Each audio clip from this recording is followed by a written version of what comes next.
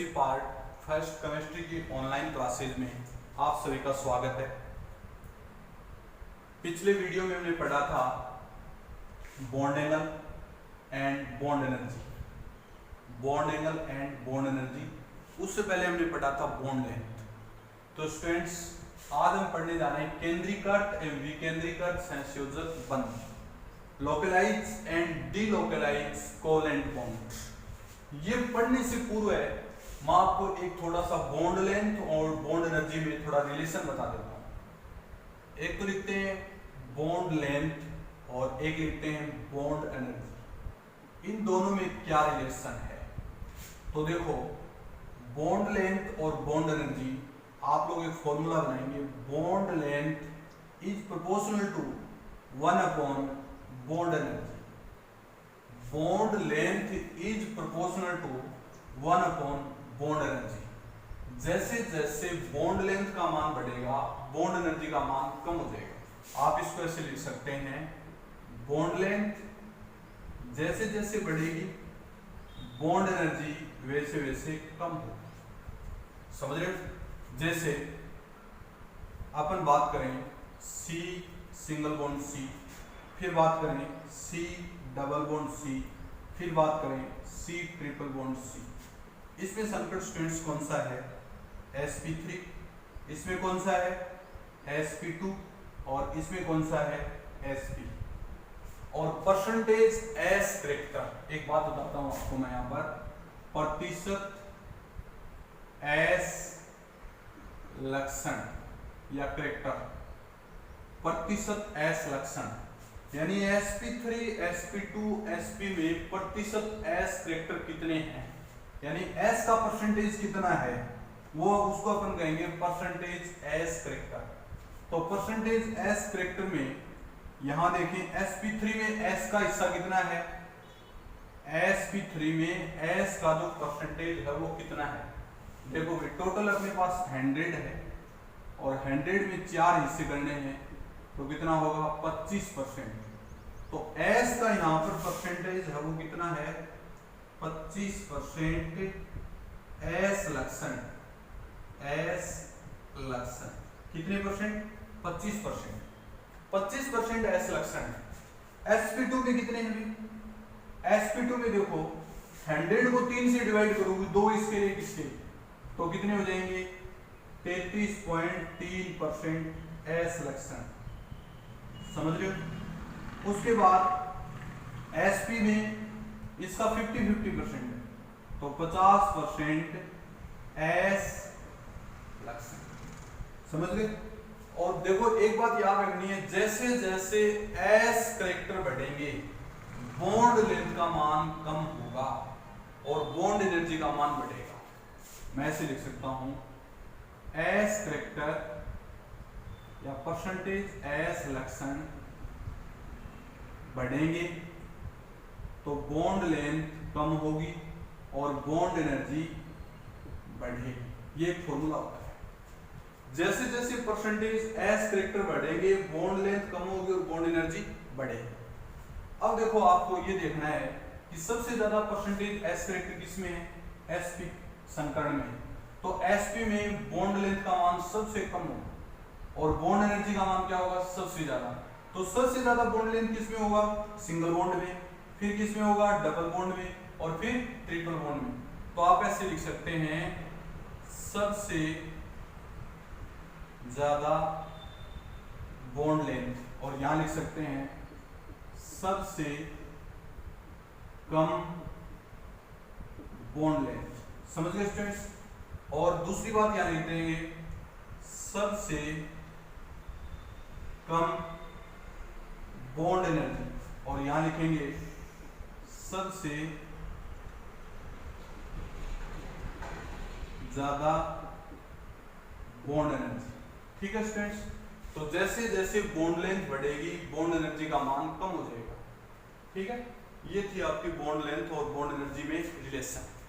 Next आगे अपन पढ़ेंगे केंद्रीकृत एवं विकेंद्रीकृत सहसंयोजक बंध। केंद्रीकृत एवं विकेंद्रीकृत सहसंयोजक बंध।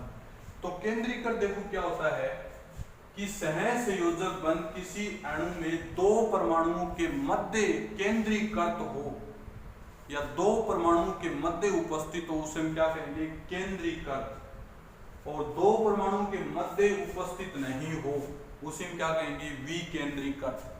जैसे सपोज दैट मैं यहाँ पे कंपाउंड बनाता हूं CH2 double bond CH single bond CH double bond CH2, ठीक है। एक यहां बना देता हूं CH2 double bond CH single bond CH2 CH double bond CH2, ठीक है। इसको अपन क्या बोलेंगे? ब्यूट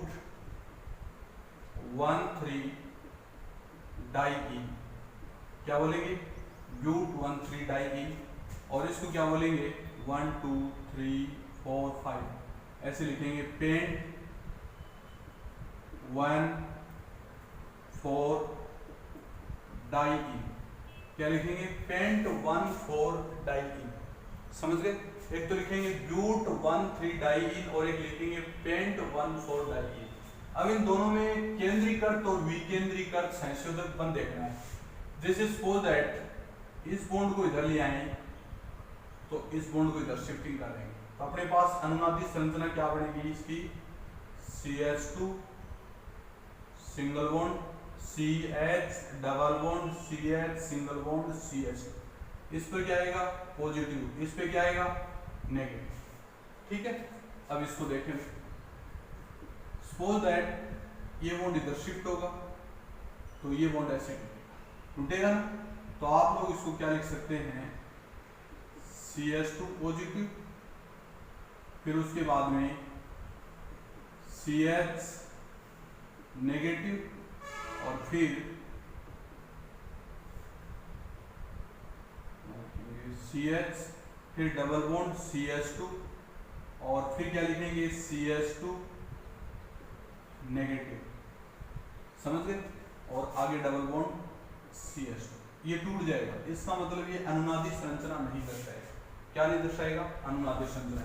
और ये क्या दर्शा रहा है? अनुनादी संरचना। अब आपको ये नोटिस करना है कि एक केंद्र में कौन से हैं और एक से अधिक केंद्रों में कौन से हैं।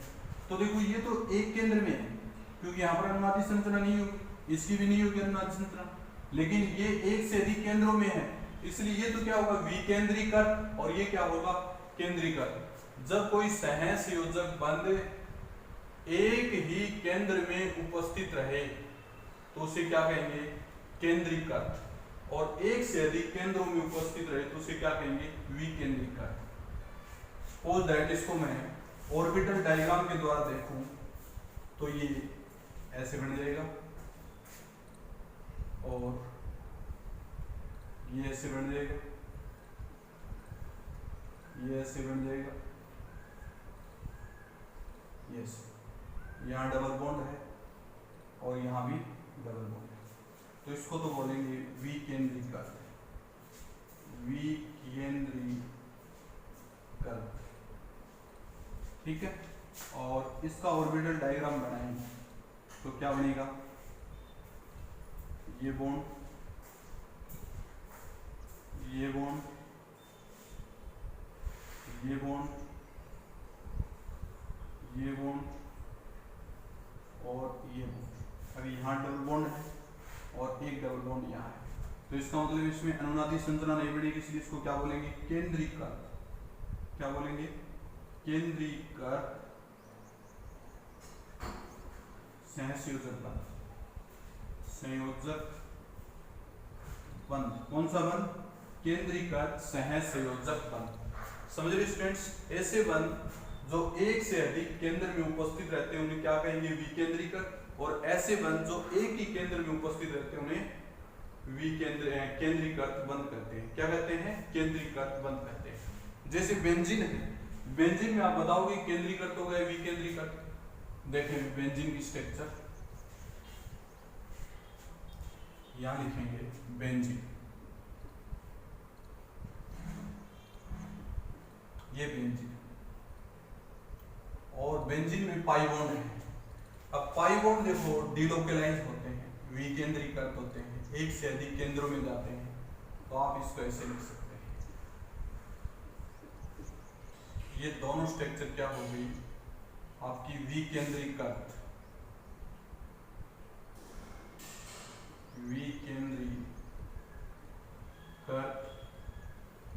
सहसंयोजक बंध।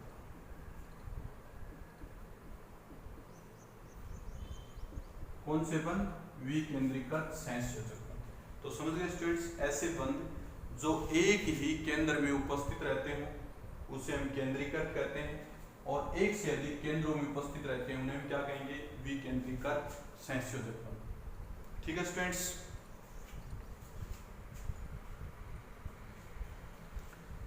आगे देखो नेक्स्ट अगली हेडिंग डालें, अंतर्निहित वांडर वाल्स अंतरक्रियाएं। हेडिंग डालें वांडर वाल्स अंतरक्रियाएं, यहां लिखेंगे वांडर वाल्स अंतरक्रिया।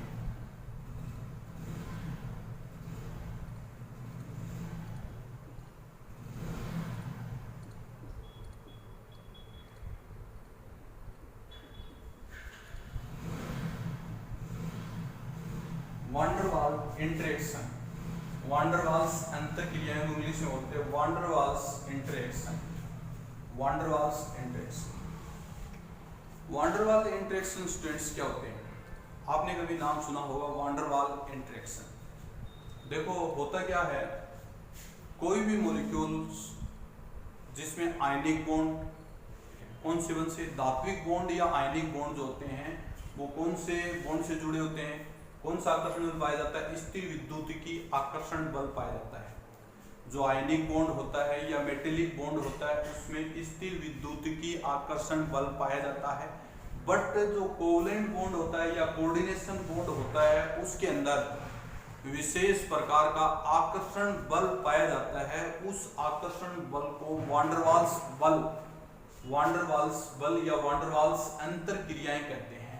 और वांडर वाल्स बल की वजह से ही उसके कोई जो नाभिक है परिधि के इलेक्ट्रॉनों को अपनी ओर आकर्षित करता है। वांडर वाल्स बल यहाँ तक कि अक्रिय गैसों में भी पाया जाता है। सभी मॉलिक्यूल्स में वांडर वाल्स फोर्सेज पाया जाता है, यहाँ तक कि अक्रिय गैसों में भी वांडर वाल्स फोर्सेज पाया जाता है। तो वांडर वाल्स फोर्सेज की अपन बात करें, जैसे इसको वांडर वाल्स फोर्सेज को एक्सप्लेन करने के लिए 2-3 एग्जांपल दिए गए।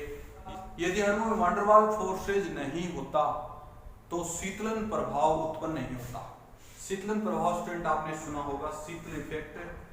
जब किसी सूक्ष्म छिद्र से किसी गैस को गुजारा जाता है तो जो गैस बाहर निकलती है वो शीतलन प्रभाव दर्शाती है। इसका कारण क्या है कि गैस सूक्ष्म छिद्र से बाहर निकलती है तो उसको बाह्य बल के विरुद्ध कार्य करना पड़ता है, और कार्य करने के लिए आंतरिक ऊर्जा की आवश्यकता होती है, और आंतरिक ऊर्जा की वजह से वो गैसें ठंडी हो जाती हैं। ठीक है, और आंतरिक ऊर्जा उसकी कम हो जाएगी, और कम होने की वजह से गैसें क्या हो जाएंगी? ठंडी हो जाएंगी। इस वजह से उसे बोलते हैं शीतलन प्रभाव, या गैसें ठंड उत्पन्न करती है उसे क्या बोलते हैं? शीतलन प्रभाव। ये सबसे पहले जूल थॉमसन ने दिया। किसने दिया था? जूल थॉमसन ने। ठीक है, अब देखो वांडर वाल्स जो बल होते हैं, वांडर वाल्स बल, यदि किसी अणु में वांडर वाल्स बल को देखा जाए तो वांडर वाल्स बल मुख्य रूप से 4 प्रकार के होते हैं। कितने प्रकार के होते हैं? 4 प्रकार के। सबसे पहला जो है तात्कालिक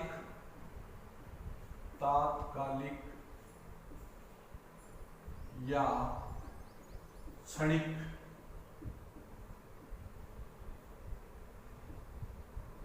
द्विध्रुव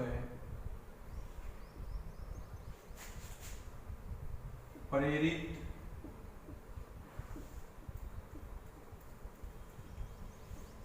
द्विध्रुव आकर्षण बल। पहला फोर्सेज कौन सा है?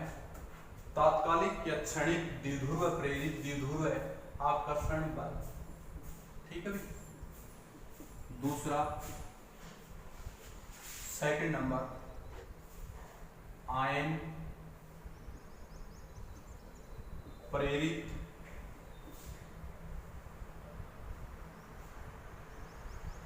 द्विध्रुव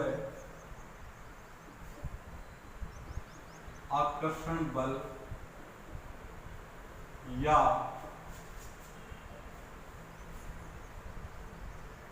द्विध्रुव प्रेरित द्विध्रुव आकर्षण बल, द्विध्रुव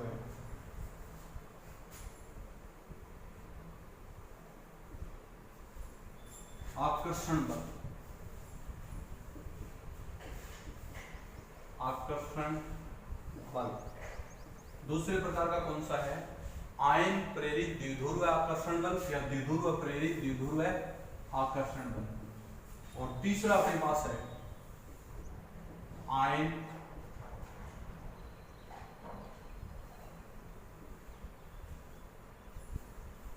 द्विध्रुव आकर्षण बल, आयन द्विध्रुव आकर्षण बल। और चौथा और अंतिम कौन सा है? द्विध्रुव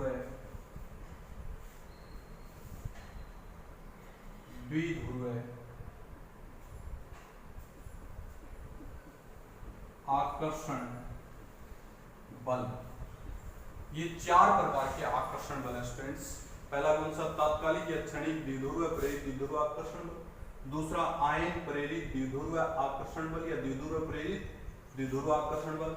और तीसरा आयन द्विध्रुव आकर्षण बल। और चौथा द्विध्रुव आकर्षण बल। तो इस तात्कालिक को इंस्टेंटेनियस या on the moments dipole induced dipole attraction force, second ion induced dipole attraction या डाइपोल इंड्यूस्ड डाइपोल अट्रैक्शन, और थर्ड बोलते हैं आयन डाइपोल अट्रैक्शन, और फोर्थ बोलते हैं डाइपोल डाइपोल अट्रैक्शन। ये स्टूडेंट्स अपने नेक्स्ट वीडियो में पढ़ेंगे, ठीक है। इसमें कोई दिक्कत तो मेरे को आप बता सकते हैं। Okay students.